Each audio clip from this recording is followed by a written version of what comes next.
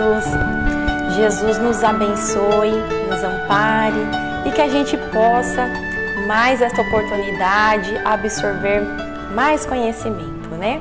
Nessa última parte do capítulo, então, nós vamos falar sobre o fechamento do caso de Eulália, que era uma irmã em processo de desenvolvimento mediúnico e que Calderaro e André estão aqui nesse momento observando que um amigo médico que daria a comunicação, ele já está pronto, Eulália também, né, já envolvida em seus pensamentos, em sintonia com esse amigo comunicante, e ela vai então escrever, psicografar a mensagem.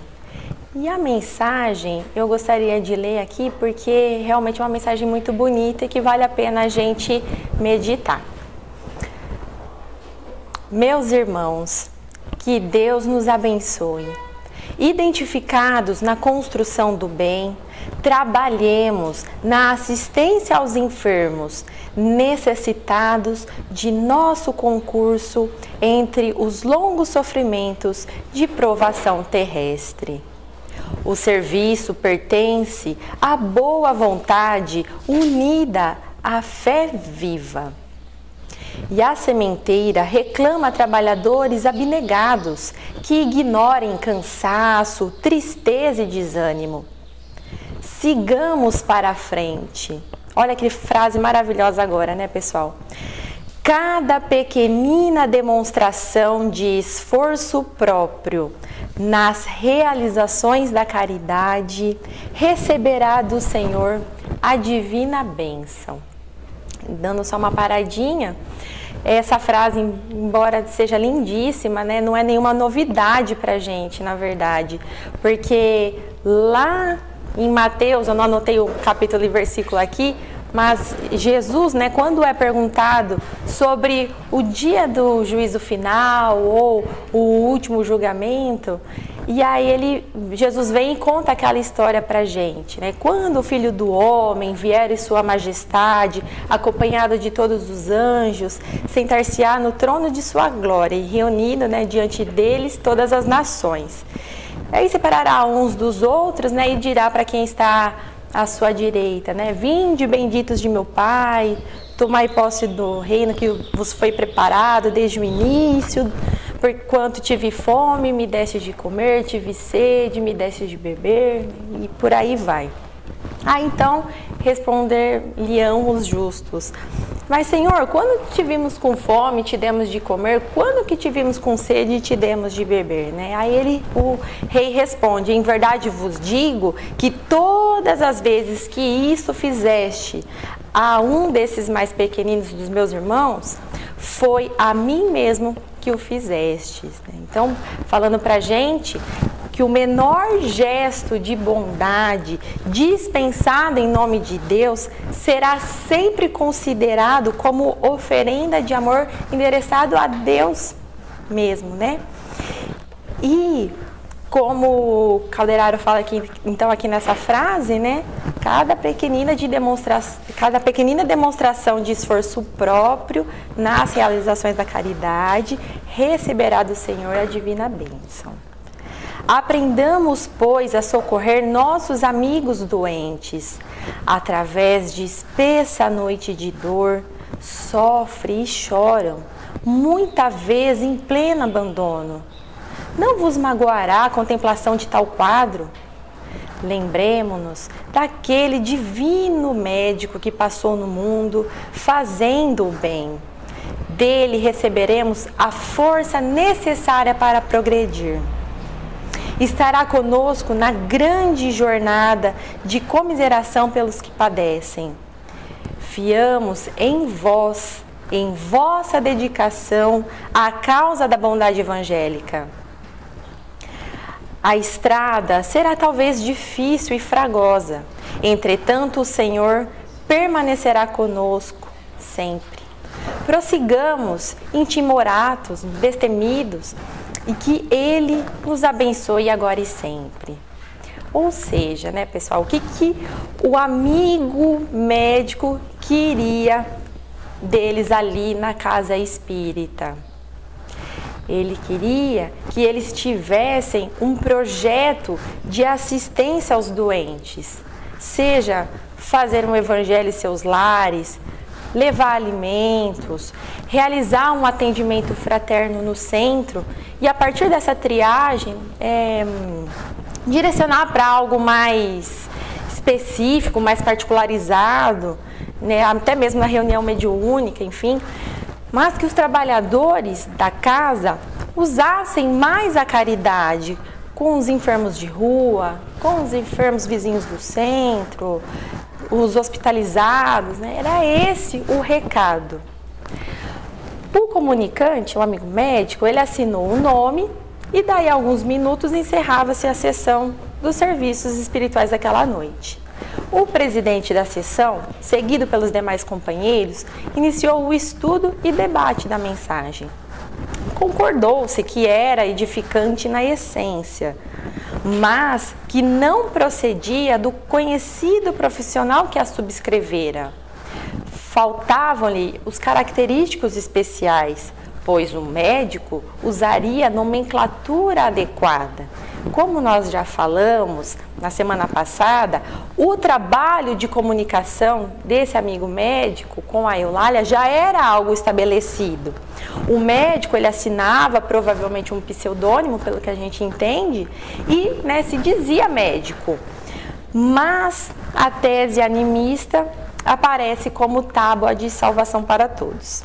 Transferiu-se a conversação para complicadas referências ao mundo europeu, falou-se extensamente de Richer, Pierre Janet, Charcot, de Rochas, Aksakov, e eles eram trazidos ali a cada batalha, né? A cada conversação ali, iam falando sobre esse pessoal todo.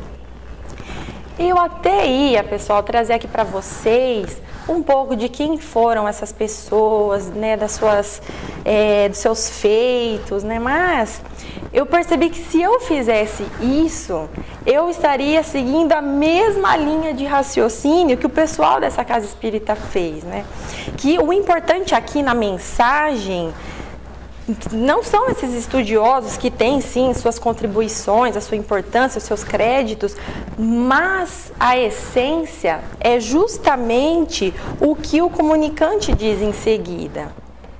Jamais desejei despertar semelhante polêmica doméstica. Pretendemos algo diferente. Bastaria um pouco de amor pelos enfermos, nada mais.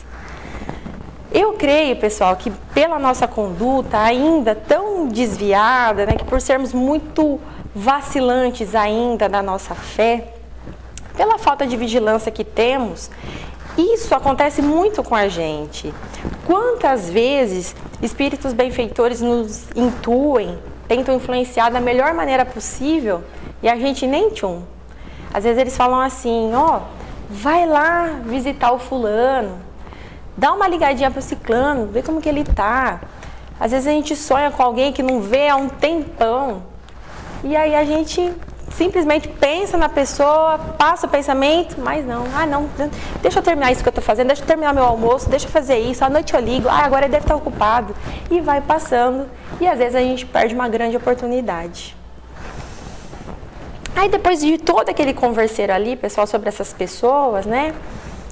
Tendo foco na escrita, na maneira como o referido médico escreveu, todos chegaram na conclusão da tese animista, né, que como o tio Guga comentou no começo desse capítulo 9, né, se alguém está assistindo agora e perdeu, né, na parte 1, ele fala sobre a tese animista, eles queriam atribuir a mensagem, na verdade, à própria médium, que ela tinha tirado algumas coisas na cabeça dela.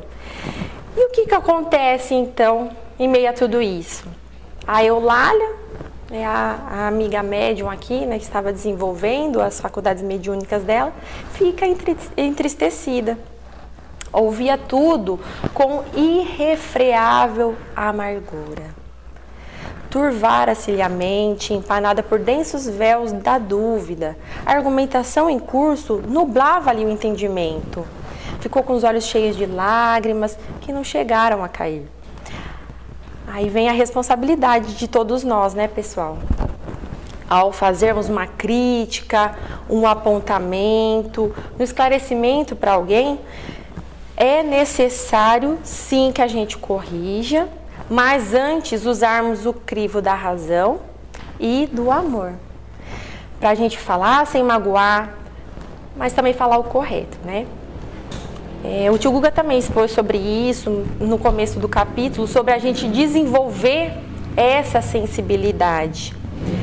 Lá no Evangelho, segundo o Espiritismo, pessoal, São Luís, ele traz para a gente num trechinho, se eu não me engano, no capítulo Bem-aventurados os Misericordiosos, ele faz uma perguntinha e ele mesmo responde, né?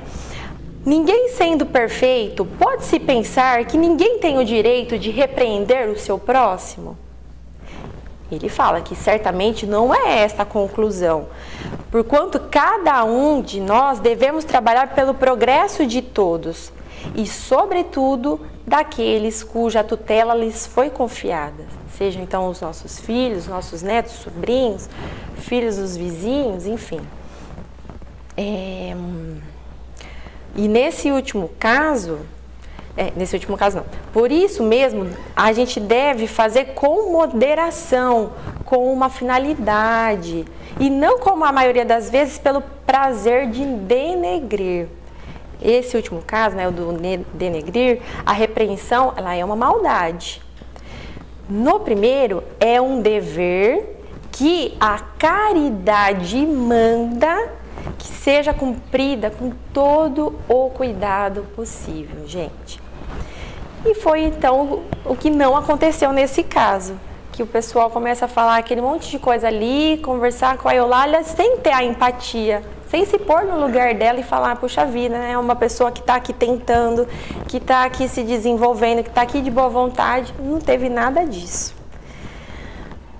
O instrutor, né, o cadeiraro, chega pertinho da Eulália e fala, nossos amigos encarnados, fala para o André, chega pertinho dela, mas fala para o André, nossos amigos encarnados nem sempre examinam as situações pelo prisma da justiça real.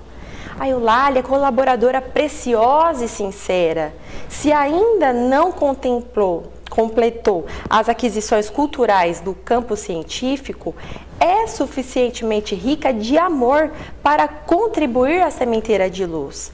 Encontra-se, porém, desabrigada entre os companheiros invigilantes. Permanece sozinha e, assediada como está, é suscetível de abater-se. Então, antes que Eulália desistisse de continuar como médium, de trabalhar até mesmo ali na casa espírita, o caldeiraro vai no socorro dela, aplica um passe que o André Luiz conta pra gente que é como se fosse uma luz, né? Irradiando aqui da cabeça, né, do frontal até o tórax. E a médium, que antes parecia torturada, voltou à serenidade. Caiu-lhe a máscara do descontentamento, dissipou-lhe a tristeza, os centros perispiríticos tornaram a normalidade. A epífise irradiou branda luz. As nuvens de mágoa esfumaçaram-se como por encanto. Então, o primeiro passo foi restabelecer a tranquilidade, a serenar o coração e a mente da Eulália. E como que ele consegue isso? Compreensão. A partir do momento que a Eulália lembrou dos percalços do trabalho, que ela estava ali suscetível a passar por aquela situação, ela aceitou a crítica. Ela entendeu que aquele julgamento poderia ser feito a qualquer um, que na posição dela como trabalhadora não era nada pessoal, era pelo trabalho dela ali desenvolvido. E no segundo passo, então, o instrutor conservou as mãos apoiadas nos lobos frontais, agindo-lhe sobre as fibras inibidoras. Aí o André observa uma nova mudança. A mente da Eulália como que se introvertia, desinteressando da conversação em torno e ficando mais atenta ao campo de ação da esfera espiritual. O contato benéfico do assistente cortava-lhe de modo imperceptível para ela o interesse pelas referências sem proveito, convocando-a a mais íntimo intercâmbio conosco. A gente vai falar mais sobre os lobos frontais daqui a pouquinho, pessoal. E com a ternura de um pai, o caldeiraro conserva as mãos na mesma postura, inclina-se aos ouvidos e fala para a Eulália carinhosamente: Eulália, não desanimes. A fé representa a força que sustenta o espírito na vanguarda do combate pela vitória da luz divina e do amor universal. Os nossos amigos não te acusam nem te ferem, tão somente dormem na ilusão e sonham apartados da verdade. Esculpa-os pelas futilidades do momento. Mais tarde, eles despertarão para o seu esforço de espalhar o bem. Investigam com os olhos da superfície, a superfície das coisas, mas os seus ouvidos ainda não escutaram o sublime apelo à redenção. Sigamos para a frente. Estamos contigo na tarefa diária. É necessário amar e perdoar sempre, esquecendo o dia obscuro, a fim de alcançar os milênios luminosos. Não desfaleças, o Eterno Pai te abençoará.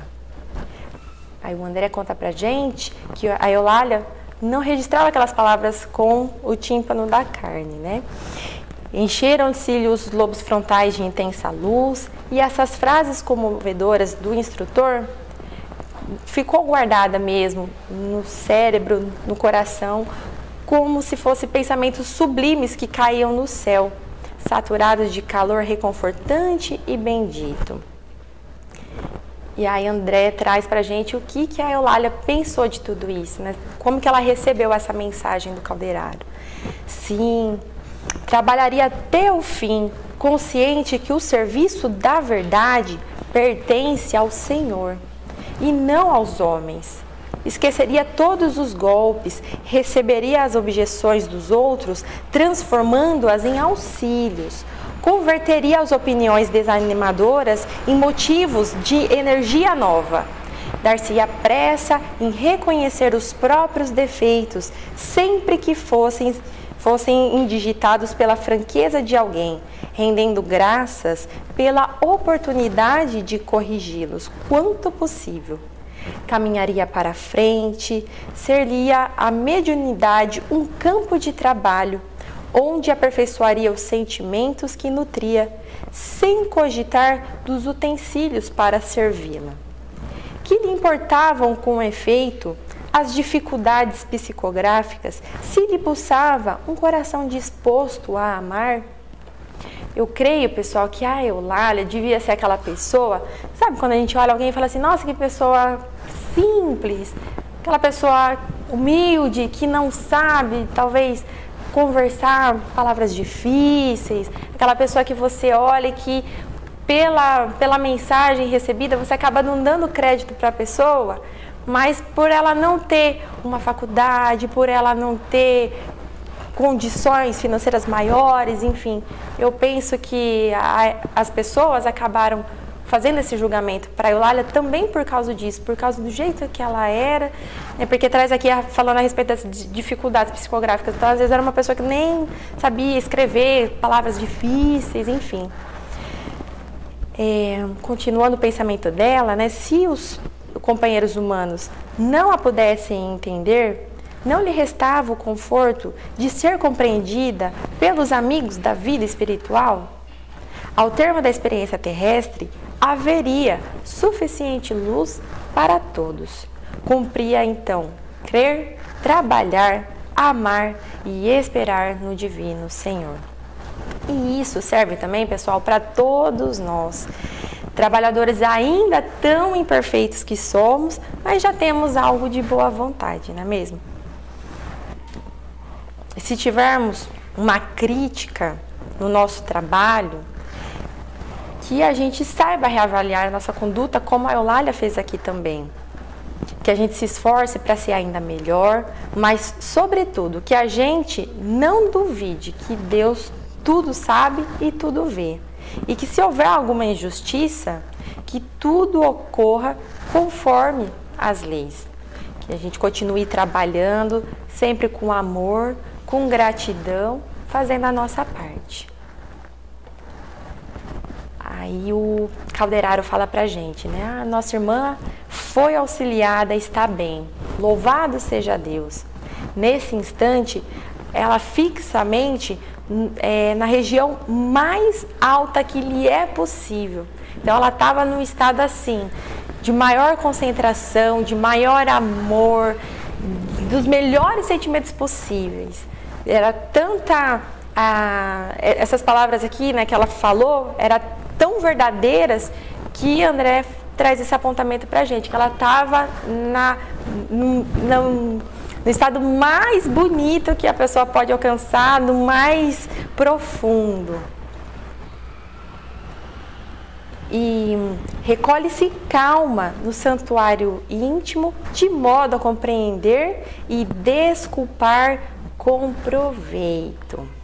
E Calderaro vai concluir o caso da Eulália indicando os lobos frontais, então, que o próprio Calderaro, em alguns capítulos lá atrás, ele já tinha falado pra gente que ainda estão sendo investigados pela ciência do mundo e neles jazem materiais de ordem sublime que conquistaremos gradualmente no esforço de ascensão, representando a parte mais nobre de nosso organismo divino em evolução. Nos lobos frontais, André, a exteriorização fisiológica de centros perispiríticos importantes repousam milhões de células à espera para funcionar do esforço humano no setor de espiritualização. Nenhum homem, dentre os mais arrojados pensadores da humanidade, desde o pretérito até os nossos dias, logrou jamais utilizá-las na 10ª parte. São forças de um campo virgem que a alma conquistará não somente em continuidade evolutiva, senão também a golpes de autoeducação, de aprimoramento moral e de elevação sublime. Tal serviço, meu amigo, só a fé vigorosa e reveladora pode encetar como indispensável lâmpada vanguardeira do progresso individual. A gente pode pensar, se todas as áreas do nosso cérebro funcionam, numa pessoa que não tenha nenhum tipo de problema causado por acidente ou alguma doença, né? Então, utilizamos 100% das nossas capacidades cerebrais? Isso depende. Se o termo for entendido como sinônimo de atividade neuronal, a resposta é sim, a gente usa 100%. Mas, se significar desempenho em tarefas, né, ou seja, uma capacidade que depende dos níveis de atenção, a resposta provavelmente é não. E Calderaro nos confirma que os lobos frontais ainda não eram utilizados 10% pelos pensadores que são, né, pessoas com um nível de conhecimento muito elevado, que são acima da média. E eles não conseguem extrair de si mesmos a máxima capacidade, porque Calderaro traz aqui que é a autoeducação, é o aprimoramento moral que fará com que a gente consiga acessar essas áreas mais nobres aqui no nosso lobo frontal. Eu tenho uma dificuldade de falar lobo frontal, toda vez eu dou uma engasgadinha. Pessoal, a gente encerra aqui o capítulo, certo? E o que eu gostaria de trazer de mensagem, então, é que a gente, assim como a Eulália, que a gente seja sempre munidos de boa vontade, independente do trabalho que a gente faça, seja uma limpezinha no centro, seja nos nossos lares, nas nossas tarefas domésticas, seja no cuidado com pessoas, entes queridos nossos, enfim, que em todo momento a gente saiba utilizar da máxima boa vontade, porque isso faz toda a diferença. E que a gente também aproveite para voltar no capítulo, lê-lo novamente, porque com certeza a gente vai conseguir absorver alguma coisinha ali que acabou passando pelos nossos olhos, tá certo? Um ótimo domingo a todos, fiquemos com Deus e muita paz a todo mundo.